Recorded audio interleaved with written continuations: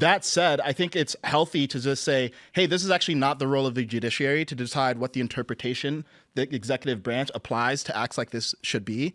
Because if we do that, then what we have is a bunch of unelected judges deciding what the executive branch's policy should be. And that's just not sustainable, whether you like the executive branch or not. And the check on the executive branch is supposed to be voting, not judges blocking everything that they do because of policy disagreements.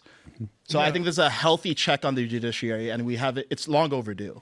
I think that the laws in our country have been abused for so long. So, for example, illegal aliens have been abusing our laws and abusing our ways of deporting them. Democrats have also been obstructing different laws in the way that we are trying to deport them. So, I understand that you think that he's, or at least your argument is saying that he's kind of trying to push the bounds of what this law is saying to try to achieve his goals.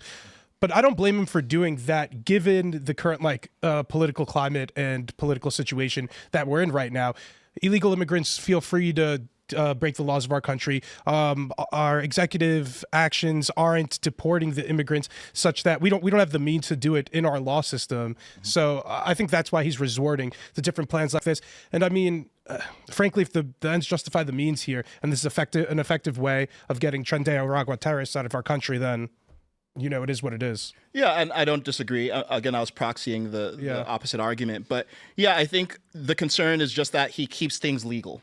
Because what happened is the Democrats basically, it was like a sin of omission, right? Because they just didn't enforce the law, which is essentially illegal to not enforce the law. But it's much more abstract, right? Because how do you address a negative? And then there's the sanctuary cities on top of that. So there's so many of these different workarounds where I guess laws don't matter if you're in New York City or LA. Yeah.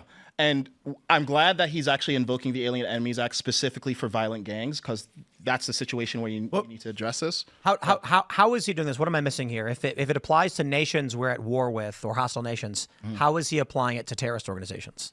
So I think the argument is that Tren de Aragua is state-sponsored gang, and he thinks that Maduro has But we're not at war with Venezuela either. No, but we don't need to be at war. It's only been invoked in times of war, but it also contemplates a national invasion where war is not actually declared. So that's, obviously they went deep in the fucking annals here to find out what kind of clause could they use to deal with this situation.